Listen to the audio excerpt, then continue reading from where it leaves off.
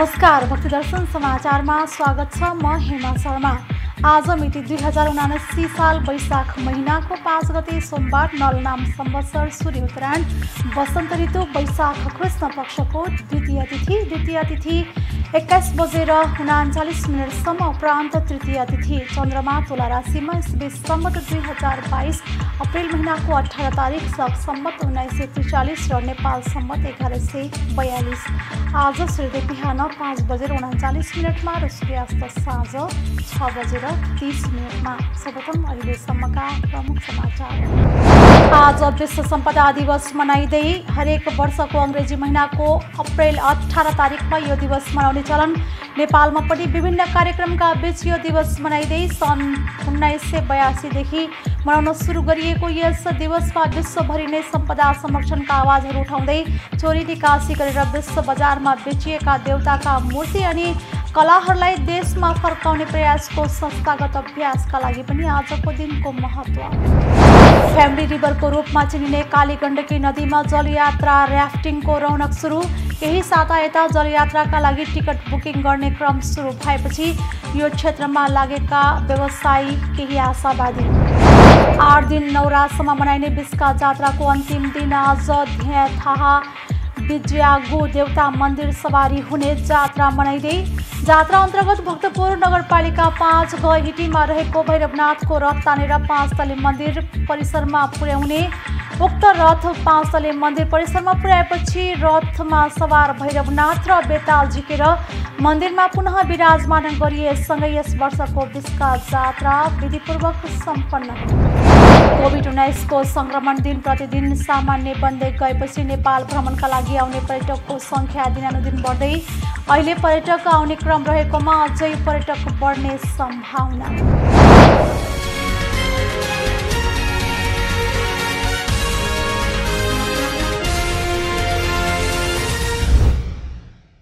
अब समाचार विस्तारमा। आज विश्व सम्पदा दिवस मनाइँदैछ। हरेक वर्षको अङ्ग्रेजी महिनाको अप्रेल 18 तारिकमा यो दिवस मनाउने गरिएको हो। नेपालमा पनि विभिन्न कार्यक्रमका बीच यो दिवस मनाउने गरिएको छ। विश्व सम्पदा दिवस सन् 1982 देखि मनाउन सुरु गरिएको हो र यस दिवसमा विश्वभरि धेरै सम्पदा संरक्षणका आवाजहरू उठ्ने गरेका छन्। चोरी निकासी गरेर विश्व बजारमा बेचिएका देवताका मूर्ति अनि कलाहरूलाई देशमा फर्काउने प्रयासको संस्थागत अभ्यासका लागि पनि आजको दिनको महत्त्व रहेको छ। एक रिपोर्ट। हरेक वर्षको अङ्ग्रेजी महिनाको अप्रेल 18 तारिकमा सम्पदा दिवस मनाउने गरिएको छ। विश्व सम्पदा दिवस सन् 1982 देखि मनाउन सुरु गरिएको हो र नेपालमा पनि विभिन्न कार्यक्रमको बीच यो दिवस मनाउने गरिएको छ।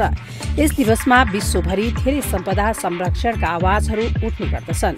चोरी निकासी गरेर विश्व बजारमा बेचिएका देवताका मूर्ति अनि कलाहरूलाई देशमा फर्काउने प्रयासको संस्थागत अभ्यासका लागि पनि आजको दिनको महत्त्व रहेको छ। इतिहासहरू जोगाउने सम्पदाहरूको संरक्षण गर्नु हाम्रो पहिचान अनि संस्कार दुवै कुराको लागि महत्त्वपूर्ण छ। नेपालका सम्पदाहरू पानीका धाराहरू, मूर्तिहरू, गजुरहरू, भवनहरू अनि हरेक इँटा र काठका टुक्राहरू मूल्यवान छन्। यिनको रक्षा गर्नु सबैको कर्तव्य भएको कुरा दर्शाउनु नै यस दिवसको मुख्य उद्देश्य हो। नेपाल एउटा इतिहास बोकेको प्राचीन सहरहरूको देश हो। धेरै ऐतिहासिक नेपाली संस्कार तथा सभ्यता बोकेका सम्पदाहरू नेपालका कुना कन्दरामा छन्। 2072 सालको भूकम्पले 32 जिल्लाका झण्डै 1000 सम्पदामा क्षति गरेकोमा अहिलेसम्म 490 पुनर्निर्माण भएका छन्। अरू बाँकी सम्पदा पुनर्निर्माणमा ढिलाइ भएको छ। भत्केका तथा क्षति भएका सम्पदा बेलैमा पुनर्निर्माण नहुँदा सम्पदाको महत्त्व नासिँदै गएको छ भने कतिपय लोप हुने अवस्थामा पुगेका छन्, जसले गर्दा पर्यटन व्यवसायमा समेत असर पर्ने गरेको छ। महत्त्वपूर्ण धरोहरको रूपमा रहेको रानी पोखरी, काष्ठमण्डप तथा धरहराको उद्घाटन भइसकेको छ। त्यस्तै सिंहदरबारको मुख्य प्रशासनिक भवनको उत्तर, दक्षिण र पूर्वी भागको काम सकेर प्रधानमन्त्री तथा मन्त्री परिषदको कार्यालय सरिसकेको छ। दोलखाको तामाकोशी गाउँपालिका 4 मा नेवार समुदायको बस्तीमा नेवार सङ्ग्रहालय निर्माण गरिएको छ। जातीय पहिचान संरक्षणका लागि सङ्ग्रहालयको निर्माण भएको हो। नेवारहरूको बसोबास रहेको मालु गहते, फेदी, तिला र मालु खोलामा रहेको छ। ती बस्तीमा 100 भन्दा बढी घरधुरी रहेका छन्। नेवारहरूको संस्कृति भेषभूषा बाजा गाजा लोप हुन लागेपछि पर्यटन प्रवर्धन र संस्कृति संरक्षणका लागि संग्रहालय निर्माण गरेका हुन्। संग्रहालयको रेखदेख तथा व्यवस्थापनका लागि स्थानीय स्तरमै संग्रहालय सञ्चालन तथा व्यवस्थापन समिति गठन गरी सञ्चालनको जिम्मा गाउँपालिकाले दिएको तामाकोशी गाउँपालिकाका 4 का मालुका वडाध्यक्ष होम बहादुर श्रेष्ठले बताउनु भएको छ। नयाँ पुस्ताले पुराना कुरा भुल्दै जाने सम्भावना देखिएकाले जातीय पहिचान तथा संस्कृति संरक्षणका लागि संग्रहालय उपयुक्त हुने देखिएकाले गाउँपालिकाले लगानी गरेको हो। संग्रहालयमा परम्परागत जातीय वेशभूषा, रीतिरिवाज झल्कने सामग्री, परम्परागत पेसा, धर्म, संस्कृतिसँग जोडिएका बाजा गाजा, भाँडाकुँडा लगायतका सामग्री राखिएका छन्। आधुनिकतासँगै परम्परागत सामग्री हराउँदै गएकाले त्यसको संरक्षणका लागि संग्रहालय बनाउन लागेको र यसले पर्यटन समेत प्रवर्धन हुने विश्वास गरिएको छ। अब पुरानो संस्कार बाजा र जात्रा पर्व सञ्चालनका लागि अनुभवीबाट तालिम लिएर सञ्चालनमा ल्याउने तयारी पनि उनीहरूको छ।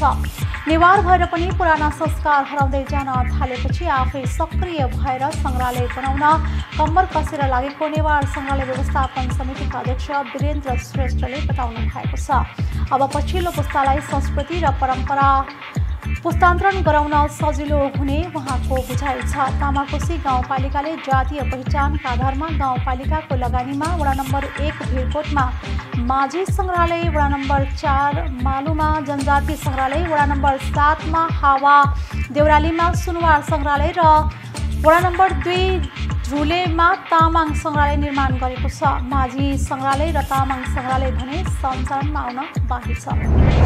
फ्यामिली रिभरको रूपमा चिनिने काली गण्डकी नदीमा जलयात्रा र्याफ्टिङको रौनक सुरु भएको छ। कोभिड महामारीका कारण 2076 चैत्रदेखि थला परेको पर्यटन व्यवसाय चलायमान हुन थालेसँगै काली गण्डकीमा साहसिक खेलमध्येको र्याफ्टिङ पनि सुरु भएको हो। विदेशी पर्यटक आउन छाडे पनि आन्तरिक पर्यटकलाई नै लिएर व्यवसायीले जलयात्रा थालेका हुन्। कोरोनाका कारण काली गण्डकीमा जलयात्रा रोकिँदा व्यवसायी निराश बनेका थिए। असोजको पहिलो सातादेखि मङ्सिर र फागुनदेखि जेठसम्म हुने जलयात्रा गएका 4 सिजन ठप्प भएको थियो। विदेशी र स्वदेशी पर्यटकहरू गर्मी सिजनमा जलयात्रामा आउने गरेको भए पनि गएको 2 वर्ष भने सुनसान नै थियो। केही साता यता जलयात्राका लागि टिकट बुकिङ गर्ने क्रम सुरु भएपछि यो क्षेत्रमा लागेका व्यवसायी केही आशावादी भएका छन्। काली गण्डकीमा विशेष गरी पर्वतकै काली गण्डकी रिभर बीच क्याम्प र पोखरा स्थित प्यान नेपाल सुइसा, येल्लो सुइसा, ऱ्यापिड रोनर लगायत कम्पनीले जलयात्रा गराउँदै आएका छन्। तीमध्ये यो सिजनमा पहिलोपटक काली गण्डकी रिभर बीच क्याम्पले जलयात्रा गराउन सुरु गरेको हो। कोभिडको त्रास मत्थर भएसँगै यो सिजनमा हालसम्म करिब 400 जनाले जलयात्रा गरिसकेको व्यवसायी हुनकुलले बताउनु भयो। उहाँका अनुसार चैत्य दशैँमा बाग्लुङमा लाग्ने मेलालाई लक्षित गरेर टिकट बुकिङ गर्ने क्रम सुरु भएको थियो। यसअघि काली गण्डकी जलयात्रा आन्तरिक भन्दा बढी बाहिरी देशका पर्यटकको रोजाइमा पर्ने गरेको थियो। विदेशीले यसलाई पारिवारिक जलयात्राको उत्तम गन्तव्यको रूपमा परिभाषित गर्ने गरेका छन्। विदेशी हुँदासम्म आन्तरिक पर्यटकले सितिमिति जलयात्राको अवसर नपाउने गरेकोमा कोभिडसँगै रोकिएको बाह्य पर्यटन अझै चलायमान नभएको अवस्थामा आन्तरिक पर्यटकलाई नै लक्षित गरेर सुरु गरिएको व्यवसायी बताउँछन्। इजरायल, स्पेन, नेदरल्यान्ड, अमेरिका र चीनबाट यहाँ बढी पर्यटक आउने गर्दथे। कोभिडपछि ती देशका नागरिक नआएका कारण जलयात्रा व्यवसाय धराशायी बन्न पुगेको थियो। पर्वतको जलसला गाउँपालिका 8 फर्से, कुस्मा नगरपालिका 1 मालढुङ्गा र नयाँ पुलबाट सुरु हुने जलयात्रा मोतीबेडी, त्रिवेणी, मिर्मी हुँदै 3 दिनमा सकिन्छ। काली गण्डकीमा असोज, कार्तिक, मङ्सिर, फागुन, चैत र वैशाखमा जलयात्रा गराउन सहज हुने र्याफ्टिङ गाइड बताउँछन्। पर्वतको पाङ स्थित नयाँ पुलबाट सुरु हुने यात्राको पहिलो दिन कुस्मा र बलेवाको सिमाना मोतीबेनीमा पुगेर पर्यटक बास बस्छन्। दोस्रो दिन रानीपानी र बागलुङको सीमा स्थित बेलबगरमा बास बसेपछि तेस्रो दिनमा स्याङ्जाको मिर्मी पुगेर यात्रा टुङ्गिन्छ। सिजनमा साताका 4 दिन व्यस्त हुने कालीगण्डकी किनारमा सरसफाई, पिउने पानी, विश्राम स्थल, शौचालय लगायत पूर्वाधारको अभाव रहेको व्यवसायीको गुनासो छ। कुस्मामा पर्यटक आकर्षित गर्ने bungee jump, zip line, swing, sky cycling लगायतका साहसिक खेल सञ्चालनमा छन्। साहसिक खेलमा रमाउन आउने पर्यटक राफ्टिङमा समेत रमाएर फर्किने गरेका छन्। 8 दिन 9 रातसम्म मनाइने बिस्का जात्राको अन्तिम दिन आज ध्याथा बिज्यागु अर्थात् देवता मन्दिर सवारी हुने जात्रा मनाइँदैछ। उक्त जात्रा अन्तर्गत भक्तपुर नगरपालिका गरहिटीमा रहेको भैरवनाथको रथ तानेर 5 तले मन्दिर परिसरमा पुर्याइन्छ। उक्त रथ 5 तले मन्दिर परिसरमा पुर्याएपछि रथमा सवार भैरवनाथ र बेताल झिकेर मन्दिरमा पुनः विराजमान गराएपछि यस वर्षको बिस्का जात्रा विधिपूर्वक सम्पन्न भएको मानिन्छ। 8 दिन 9 रातसम्म मनाइने बिस्का जात्राको अन्तिम दिन आज थ्यौतहा बिज्यागु देवता मन्दिर सवारी हुने जात्रा मनाएसँगै समापन हुनेछ। उक्त जात्रा अन्तर्गत भक्तपुर नगरपालिका 5 गङ्गाहिटीमा रहेको भैरवनाथको रथ तानेर 5 तले मन्दिर परिसरमा पुर्याइन्छ। उक्त रथ 5 तले मन्दिर परिसर पुर्याएपछि रथमा सवार भैरवनाथ र बेताल झिकेर मन्दिरमा पुनः विराजमान गरिएपछि यस वर्षको बिस्का जात्रा विधिपूर्वक सम्पन्न भएको मानिन्छ। त्यस्तै सोमबार नै भक्तपुर नगरपालिका 4 पोटेरी स्क्वायरमा गत चैत 30 गते ठड्याइएको हात नभएको लिङ्गु ठाल्ने परम्परा रहेको छ।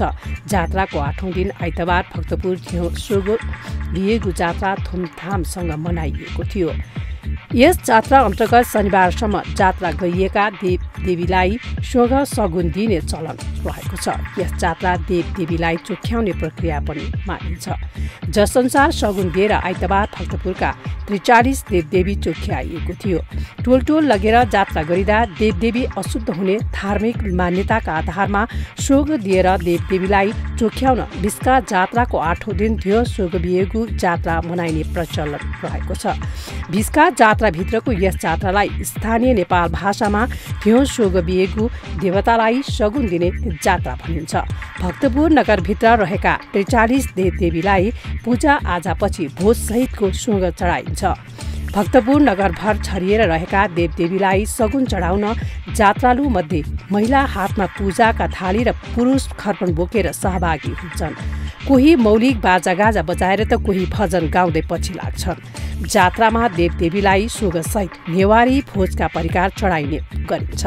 यसरी देवदेवीलाई सोग र भोज चढाउँदै भक्तपुर नगरलाई एक चक्कर लगाएपछि थियो सोग बिहेगु जात्रा सम्पन्न भएको मानिन्छ।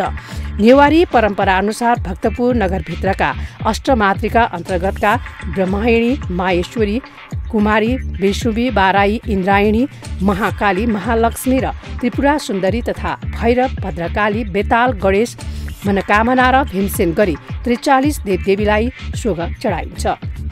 2 दिने प्राचीन बिस्का जात्रालाई 8 दिन 9 रात बजाउने क्रममा भूपतिन्द्र मल्लले थियो सोग बिहेगु जात्रा पनि प्रचलनमा ल्याएको संस्कृति कर्मी ओम प्रकाश धौबडेलले जानकारी दिनुभयो। उहाँका अनुसार बिस्का जात्रा अन्तर्गत देवदेवीलाई खट वा रथमा राखेर जात्रा मनाउँदा देवदेवी पनि अशुद्ध हुने मानिन्छ।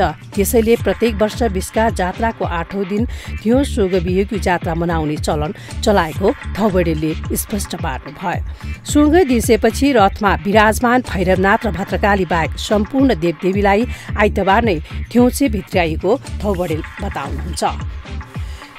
नववर्षको आगमनसँगै सुरु हुने बिस्का जात्रा तौमडी स्थित 5 तले मन्दिर अगाडिबाट नकिजु अजिमाको रथलाई खटमा पुर्याएर भैरवनाथको रथ तानातान गर्दै सुरु गरिएको थियो।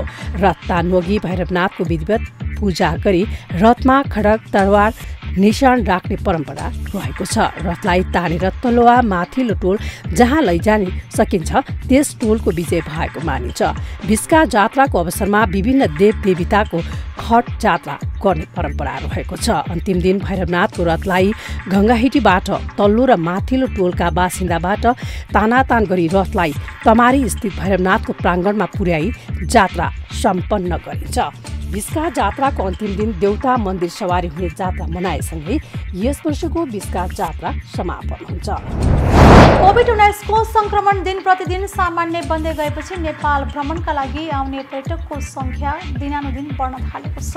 त्रिभुवन अन्तर्राष्ट्रिय विमानस्थल स्थित अध्यागमन विभागका महानिर्देशक नारायण प्रसाद भट्टराईका अनुसार नेपाल भ्रमणमा आउने विदेशी पर्यटकको संख्या दैनिक 2000 पुगेको छ। सन् 2022 को अप्रिल 1 देखि 10 तारिकसम्मको तथ्याङ्क हेर्दा दैनिक लगभग 2000 विदेशी पर्यटक नेपाल आउने गरेको अध्यागमन विभागले जानकारी दिएको छ।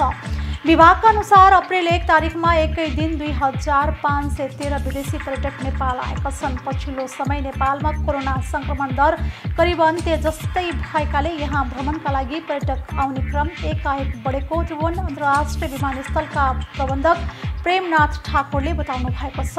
अहिले पर्यटक आउने क्रम बढेको छ, अझै पर्यटक आउने क्रम बढ्ने बताइएको छ।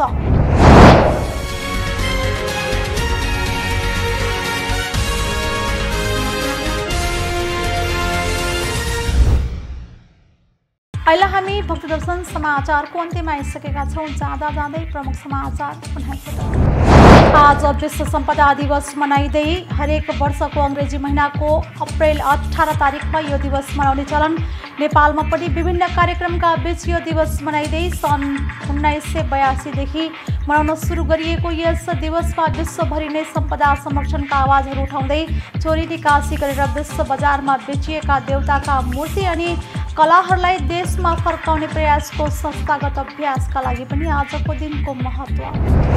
फ्यामिली रिभरको रूपमा चिनिने कालीगण्डकी नदीमा जलयात्रा र्याफ्टिङको रौनक सुरु।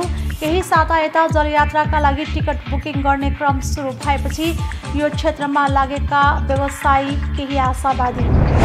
8 दिन नौरासम्म मनाइने बिस्का जात्राको अन्तिम दिन आज थाहा विजयागु देवता मन्दिर सवारी हुने जात्रा मनाइँदै जात्रा अन्तर्गत भक्तपुर नगरपालिका 5 गहिटीमा रहेको भैरवनाथको रथ तानेर 5 तले मन्दिर परिसरमा पुर्याउने। उक्त रथ 5 तले मन्दिर परिसरमा पुर्याएपछि रथमा सवार भैरवनाथ र बेताल झिकेर मन्दिरमा पुनः विराजमान गरिएसँगै यस वर्षको बिस्का जात्रा विधिपूर्वक सम्पन्न। कोभिड-19 को संक्रमण दिन प्रतिदिन सामान्य बन्दै गएपछि नेपाल भ्रमणका लागि आउने पर्यटकको संख्या दिनानुदिन बढ्दै अहिले पर्यटक आउने क्रम रहेकोमा अझै पर्यटक बढ्ने सम्भावना। अहिले भक्ति दर्शन समाचार यति नै। सामाजिक सञ्जाल मार्फत हामीसँग जोडिनका लागि फेसबुक तथा ट्विटरमा लाइक तथा फलो गर्न सक्नुहुनेछ भने युट्युब मार्फत पनि हामीलाई प्रत्यक्ष हेर्न सक्नुहुनेछ। त्यस्तै कुनै सल्लाह सुझाव तथा प्रतिक्रिया भएमा भक्तिदर्शन@mountaintv.com मा हामीलाई पत्राचार गर्न सक्नुहुनेछ। धर्म, संस्कृति र संस्कारको संवाहक भक्तिदर्शन टेलिभिजन HD। नमस्कार।